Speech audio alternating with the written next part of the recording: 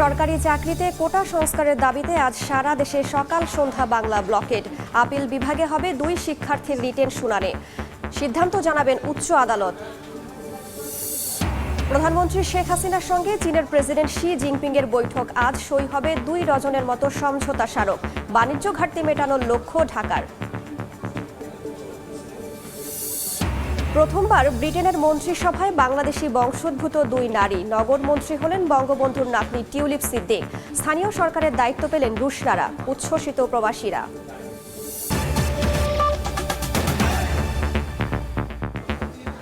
সময় সংবাদের সঙ্গে আছি আমি রাইসা জান্নাত। কোপা আমেরিকার ফাইনালে ওঠার উল্লাসে মত্ত আর্জেন্টাইন সমর্থকরা। কাকডাকা ভরে বড় পর্দায় খেলা দেখে উৎসবে মাতেন আকাশ নীল ভক্তরা। এবারও কোপার শিরোপা মেসিদের হাতে দেখতে চান সমর্থকরা। আরও একটা ফাইনাল, সমর্থকদের বুনো উল্লাস। এই উন্মাদনা জানান দেয় আরও একটা কোপা আমেরিকা শিরোপা হাতছানি দিচ্ছে বিশ্ব চ্যাম্পিয়ন আর্জেন্টিনাকে। প্রিয় দলের সাফল্যে টিএসসির এই প্রাঙ্গণ যেন হয়ে ওঠে একখণ্ড বুয়েন্স আয়ার্স। ঘড়ির কাঁটায় তখন ভোর 6টা। প্রিয় দলের খেলা দেখতে উপস্থিত হাজারো সমর্থক। মহাতারকা লিওনেল মেসির বেশ কয়েকটি গোল মিসে বারবারই ম্লান হচ্ছিল সমর্থকদের হাসি। তবে অল্প কিছু সময়ের ব্যবধানে সমর্থকদের প্রত্যাশা পূরণ করেন লিও। উল্লাসে ফেটে পড়ে টিএসসি প্রাঙ্গণ। বড় পর্দায় প্রিয় দলের খেলা দেখতে কেউ করেছেন অফিস কামাই, কেউ আবার দিয়েছেন ক্লাস ফাঁকি। অনেকে এসেছেন আবার কুমিল্লা, ব্রাহ্মণবাড়িয়া থেকে। আর সেমিফাইনালে আর্জেন্টিনার এমন জয়ের পর অনেকেই এবারের কোপা আমেরিকার শিরোপাটাও মেসিদের হাতেই দেখে ফেলেছেন। তবে আর্জেন্টিনার চিরপ্রতিদ্বন্দ্বী ব্রাজিলের গুটি কয়েক সমর্থকের উপস্থিতি ছিল বাড়তি রোমাঞ্চের। মেসি ডিমেকে আমরা 26 বিশ্বকাপ দেখতে চাই, ওরা যেন অবসর না নেই, আমার এটাই দাবি। শুধু কোপা আমেরিকা শিরোপা নিয়ে সন্তুষ্ট থাকতে চান না ভক্তরা। প্রত্যাশা আগামী 2026 বিশ্বকাপটাও যেন ওঠে আর্জেন্টিনার হাতেই। বাপ দাদাদের আমলে কি হয়েছে না হয়েছে তাদেরকে এইগুলা নিয়ে কোনো কথা বললে হবে না। বর্তমান আমলে কি হচ্ছে এটা নিয়ে হচ্ছে কথা, ঠিক আছে? আমি হচ্ছে বর্তমানে বিশ্বাসী, অতীতে বিশ্বাসী না। এই হচ্ছে আমার কথা। অভিনন্দন প্রিয় টিম আর্জেন্টিনা। ফাইনালে দেখা হবে, ইনশাল্লাহ আমরা ফাইনালে জয়যুক্ত হব। ফাইনালে বাজিমাত করে আবারও কোপার শিরোপা ঘরে তুলবে আর্জেন্টিনা, সেই প্রত্যাশা সঙ্গী করে বাড়ি ফিরেছেন আকাশী নীলের সমর্থকরা। তাজিন খন্দকার, সময় সংবাদ, ঢাকা। সময় সংবাদে আরও থাকছে। পানি কমলেও এখনও বিপদসীমার উপরে উত্তরের নদ নদী। দুর্ভোগ কমেনি বানভাসীদের। ব্রহ্মপুত্রের স্রোতে ময়মনসিংহে 5 কিলোমিটার এলাকায় তীব্র ভাঙন।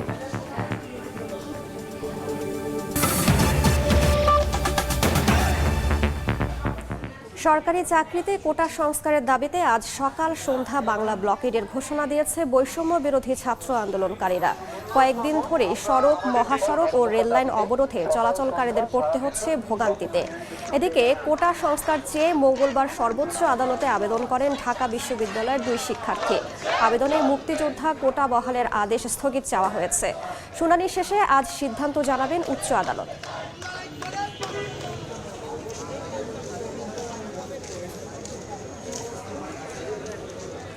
মুক্তিযোদ্ধা কোটা বহালের হাইকোর্টের রায়ের বিরুদ্ধে করা আবেদনের শুনানি আজ। এই মুহূর্তে সুপ্রিম কোর্টে আছেন রিপোর্টার আফজাল হোসেন।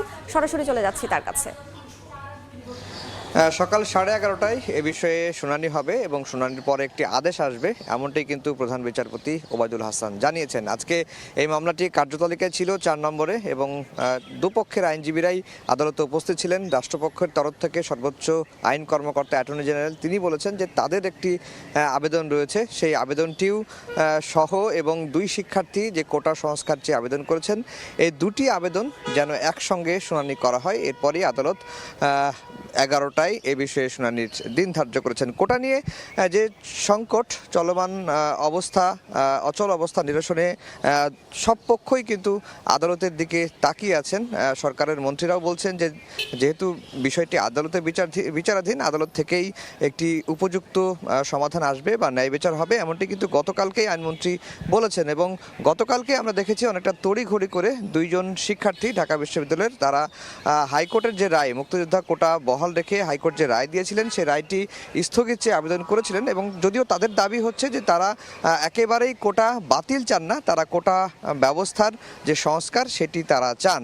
আর অন্যদিকে মুক্তিযোদ্ধা সন্তান কমান্ড কাউন্সিলের তরফ থেকে যে আবেদনটি করা হয়েছিল, যার রিটের প্রেক্ষিতেই হাইকোর্ট মুক্তিযোদ্ধা কোটা পুনর্বহাল করেন, তারা তাদের পক্ষ থেকেও আইনজীবী আজকে দাঁড়িয়েছিলেন। তারা বলছেন যে তাদের শুনানির জন্য প্রস্তুতি প্রয়োজন, যেহেতু হাইকোর্টের যে রায়টি এখনও এসে হাতে পৌঁছায়নি, কারো কাছে হাইকোর্টের রায়টি নেই, এমনকি রাষ্ট্রপক্ষের কাছেও নেই, দুই শিক্ষার্থী যে আইনজীবী তার কাছেও নেই, এবং যিনি রিটটি করেছিলেন, যার রিটের প্রেক্ষিতেই মুক্তিযোদ্ধা কোটাটি পুনর্বহাল হয়েছিল, তাদের কাছেও হাইকোর্টের রায়টি নেই। সেই জন্য এই রায় বের হওয়া পর্যন্ত তারা অপেক্ষা করতে চেয়েছিলেন। এটি হচ্ছে রিটকারীর তরফ থেকে। যদিও অ্যাটর্নি জেনারেল বলছেন যে তারা আর অপেক্ষা করতে চান না, যেহেতু হাইকোর্টের রায়টি স্থগিত চেয়ে আবেদন করা হয়েছে, সেই আবেদনের শুনানি করা দরকার, এবং দুটি আবেদন অর্থাৎ দুই শিক্ষার্থীর আবেদন এবং রাষ্ট্রপক্ষের যে আবেদন, এই দুটি আবেদন একসঙ্গেই আসুক, একসঙ্গে আসলে সেটি একসঙ্গেই শুনানি করা হোক।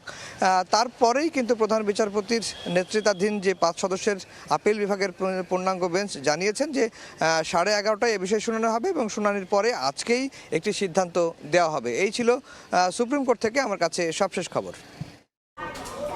সুপ্রিম কোর্ট প্রাঙ্গণ থেকে সরাসরি যুক্ত ছিলাম। প্রধানমন্ত্রী শেখ হাসিনার সঙ্গে চীনের প্রেসিডেন্ট শি জিনপিং এর বৈঠক আজ। সই হতে পারে 2 ডজনের মতো সমঝোতা স্মারক। স্থানীয় সময় সকাল 11টার দিকে গ্রেট হল অব দ্য পিপলে পৌঁছান প্রধানমন্ত্রী। এ সময় তাকে জানানো হয় রাষ্ট্রীয় অভ্যর্থনা। চীনের premier of the state council Li সিয়াং এর সঙ্গে প্রধানমন্ত্রীর সাক্ষাতের পর দুই দেশের উচ্চ পর্যায়ের প্রতিনিধি দলের দ্বিপাক্ষিক বৈঠক চলছে। দুই সরকার প্রধানের উপস্থিতিতে সই হবে 20টির মতো সমঝোতা স্মারক। এদিন বিকেলে গ্রেট হল অব দ্য পিপলে চীনের প্রেসিডেন্ট শি জিনপিং এর সঙ্গে বৈঠক করবেন প্রধানমন্ত্রী। এরপর দুই দেশের একটি যৌথ বিবৃতি ঘোষণার কথা রয়েছে। চীন সফর শেষে আজ রাতেই বিমান বাংলাদেশ এয়ারলাইন্সের বিশেষ ফ্লাইটে বেইজিং ছাড়বেন শেখ হাসিনা।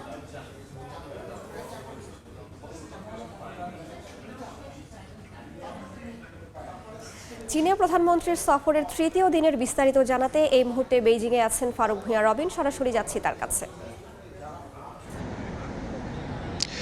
প্রধানমন্ত্রী শেখ হাসিনার চীন সফরের আজকের দিনটিকে সবচেয়ে গুরুত্বপূর্ণ এবং যে তাৎপর্যময় হিসাবেই কিন্তু বিবেচনা করা হচ্ছে, কারণ আজকে প্রধানমন্ত্রী শেখ হাসিনা এখন কিন্তু যে একটি দ্বিপাক্ষিক বৈঠক করছেন যে চীনের প্রিমিয়ার লি চিয়াংয়ের সঙ্গে। এবং এখানে একটু যদি আপনাদেরকে জানিয়ে দিতে রাখতে চাই যে গ্রেট হল অব দ্য পিপলস, সেখানে কিন্তু দুই সরকার প্রধানের নেতৃত্বে দুই দেশের মধ্যে একটি উচ্চ পর্যায়ের প্রতিনিধি দলের বৈঠক চলছে, এবং তার কিছু সময় আগে প্রধানমন্ত্রী শেখ হাসিনা এই গ্রেট হল অব পিপলসে এসে তিনি যখন পৌঁছান, তখন কিন্তু প্রধানমন্ত্রী শেখ হাসিনাকে উষ্ণ অভ্যর্থনা জানানো হয়েছিল যে চীন সরকারের তরফ থেকে, এবং যে চীনের প্রিমিয়ার বাংলাদেশের প্রধানমন্ত্রী শেখ হাসিনাকে এখানে বরণ করে নিয়েছেন এবং প্রধানমন্ত্রী শেখ হাসিনাকে লাল গালিচা অভ্যর্থনা জানানো হয়েছে। তো এই যে এখন দ্বিপাক্ষিক বৈঠক চলছে, এবং এই দ্বিপাক্ষিক বৈঠকের পরেই 20 থেকে 22টির মতন যে সমঝোতা স্মারক সই হওয়ার কথা রয়েছে, এবং এসব সমঝোতা স্মারকের মধ্যে বিশেষ করে যদি বলতে যাই যে ব্যবসা বাণিজ্য, বিনিয়োগ কিংবা ডিজিটাল অর্থনীতি এবং অবকাঠামো উন্নয়ন সহ বিভিন্ন ক্ষেত্রে কিন্তু যে আজকে যে সমঝোতা স্মারক সই হওয়ার কথা রয়েছে। এছাড়াও বিদ্যুৎ জ্বালানির বিষয়াশয়েও এখানে বেশ গুরুত্বপূর্ণ ইস্যু আজকের বৈঠকে থাকবে বলেই কিন্তু জানা যাচ্ছে, কারণ আমরা জানি যে চীনের সঙ্গে বেশ কিছু বিষয় আশয় নিয়ে কিন্তু নানানভাবেই যে দ্বিপাক্ষিক ইস্যুতে বেশ বোঝাপড়া চলছে, এবং ঠিক একই সঙ্গে কৌশলগত সম্পর্কের জায়গাটিতেও কিন্তু বেশ তাৎপর্যময় অবস্থানে রয়েছে বাংলাদেশ ও চীনের সম্পর্ক। এবং রোহিঙ্গা সংকটের বিষয়াশয় নিয়েও কিন্তু যে আজকে আলোচনা হতে পারে এমনটাই কিন্তু যে ধারণা করা হচ্ছে, কারণ আমরা জানি যে গতকালকে কিন্তু যখন যে চীনের রাজনৈতিক নেতারা প্রধানমন্ত্রী শেখ হাসিনার সঙ্গে তার হোটেলে যখন সাক্ষাৎ করেছিলেন, সেখানেও কিন্তু যে এই রোহিঙ্গা সংকটের বিষয়টি নিয়ে আলোচনা হয়েছিল, এবং সেখানে চীনের পক্ষ থেকে বাংলাদেশের পাশে থাকার যে প্রতিশ্রুতি সেটি কিন্তু দেওয়া হয়েছিল। এবং আজকে কিন্তু বিকেলের দিকে চীনের প্রেসিডেন্ট শি জিনপিং এর সঙ্গে প্রধানমন্ত্রী শেখ হাসিনার একটি বৈঠক হওয়ার কথা রয়েছে, এবং তারপরে হয়তোবা যে একটি যৌথ বিবৃতি আসতে পারে বাংলাদেশ ও চীনের মধ্যে, এমনটি কিন্তু যে ধারণা করা যাচ্ছে। এবং আজকে সার্বিক বিষয়াশয় নিয়ে যে এখন থেকে আরও ঘণ্টা দেড়েক পরে বাংলাদেশের পররাষ্ট্রমন্ত্রী ডক্টর হাসান মাহমুদ একটি ব্রিফ করে গণমাধ্যমকে সার্বিক বিষয় অবহিত করবেন, এবং তারপরে আজকে যদি আপনাদেরকে জানাতে চাই, প্রধানমন্ত্রী যদিও আগামীকাল যে বেজিং ছাড়ার কথা ছিল, কিন্তু আজকে সব কর্মসূচি সেরে আজ রাতেই কিন্তু তিনি ঢাকার উদ্দেশ্যে বিমান বাংলাদেশের একটি ফ্লাইটে রওনা দিবেন। তো এই ছিল আমার কাছে সবশেষ খবরাখবর। পরবর্তীতে আরও খবরাখবর আমি জানিয়ে দেব। চীনের বেইজিং থেকে সরাসরি যুক্ত ছিলাম। প্রথমবার ব্রিটেনের মন্ত্রিসভায় জায়গা পেলেন বাংলাদেশি বংশোদ্ভূত 2 নারী।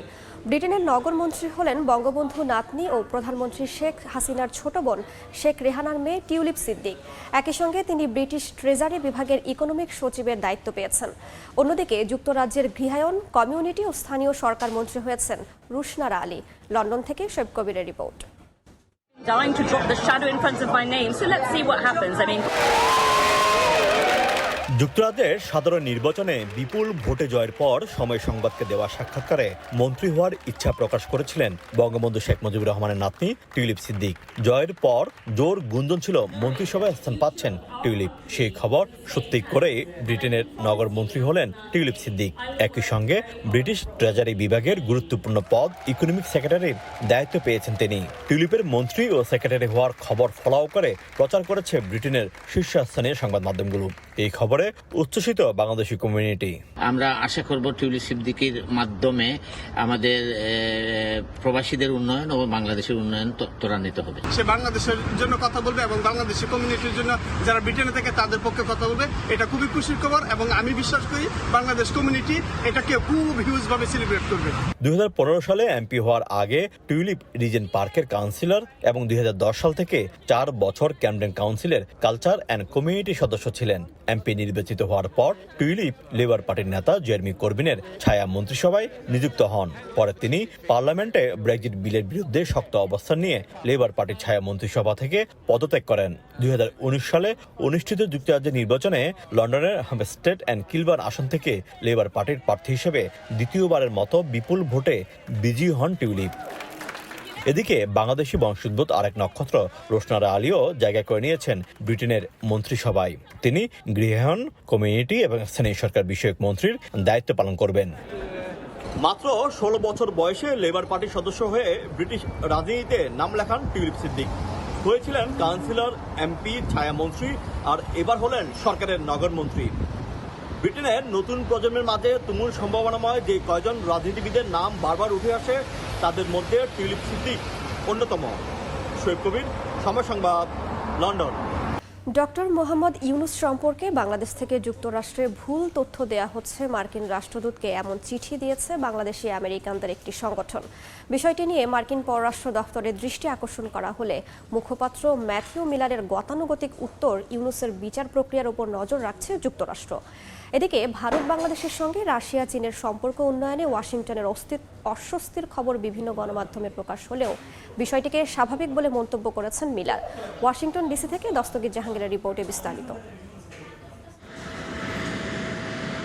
ভারতীয় প্রধানমন্ত্রী নরেন্দ্র মোদী যখন মস্কো সফরে, তখন বাংলাদেশের প্রধানমন্ত্রী শেখ হাসিনা বেইজিংয়ে। একই সময়ে প্রতিবেশী 2 বন্ধু রাষ্ট্রের 2 পরাশক্তি দেশ ভ্রমণকে বিশ্ব রাজনীতিতে নতুন মেরুকরণ হিসেবে দেখছেন অনেকে।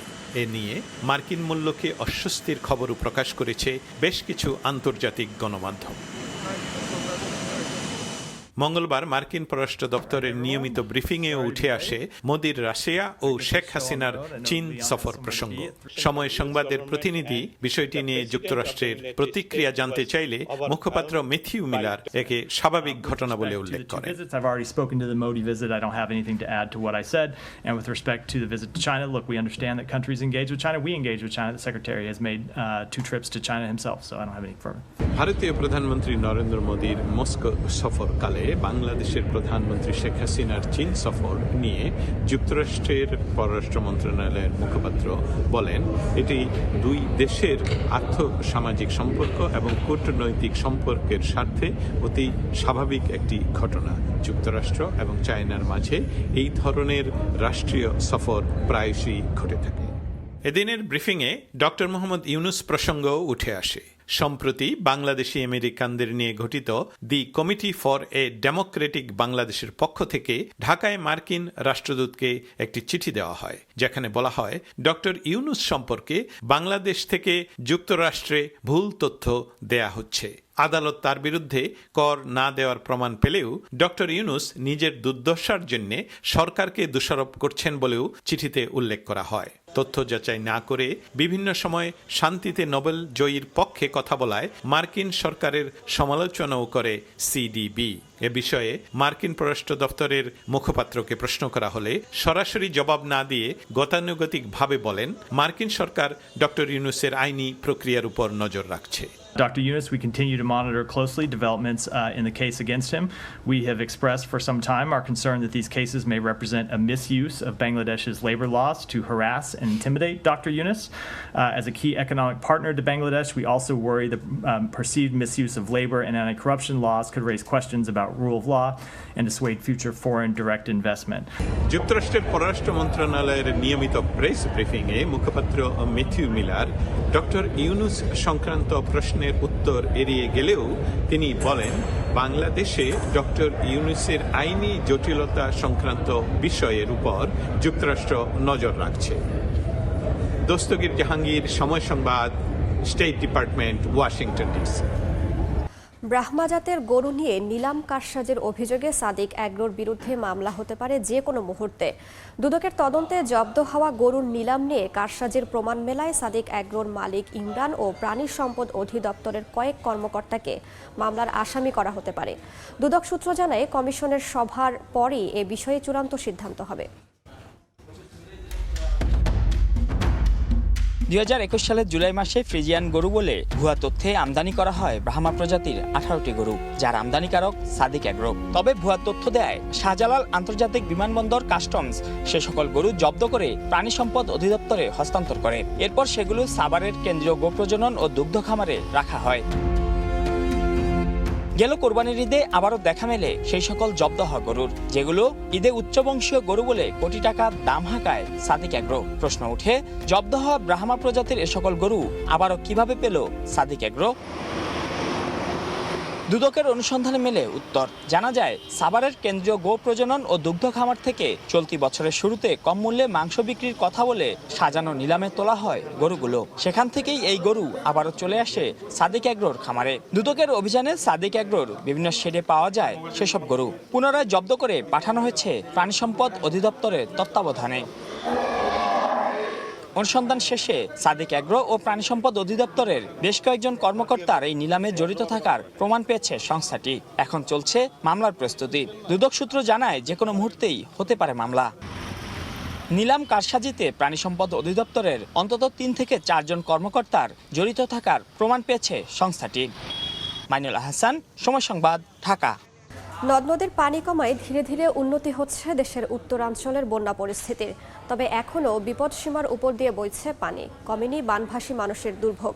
গত 24 ঘন্টায় জামালপুরে যমুনা নদীর পানি 10 সেন্টিমিটার কমে বিপদসীমার 51 সেন্টিমিটার উপর দিয়ে প্রবাহিত হচ্ছে। টানা 8 দিন পর পানিবন্দী অবস্থা থেকে কিছুটা রক্ষা পেতে শুরু করেছে বানভাসী মানুষ।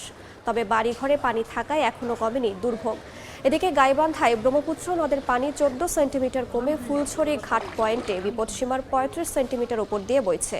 ব্রহ্মপুত্র নদ এলাকার শতাধিক চর ও নিম্নাঞ্চল এখনও পানির নিচে। বন্ধ রয়েছে 115টি প্রাথমিক ও মাধ্যমিক বিদ্যালয়।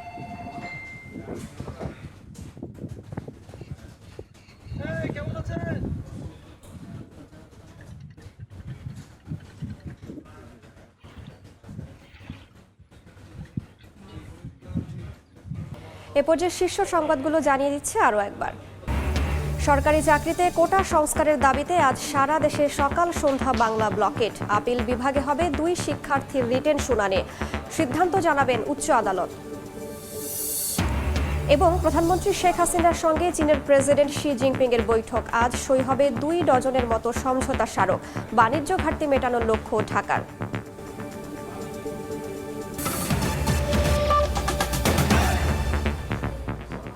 এই ছিল সময় সংবাদে। এ সময়ের বাণিজ্য নিয়ে ফিরছে কিছুক্ষণ পরে, সঙ্গেই থাকুন সময়।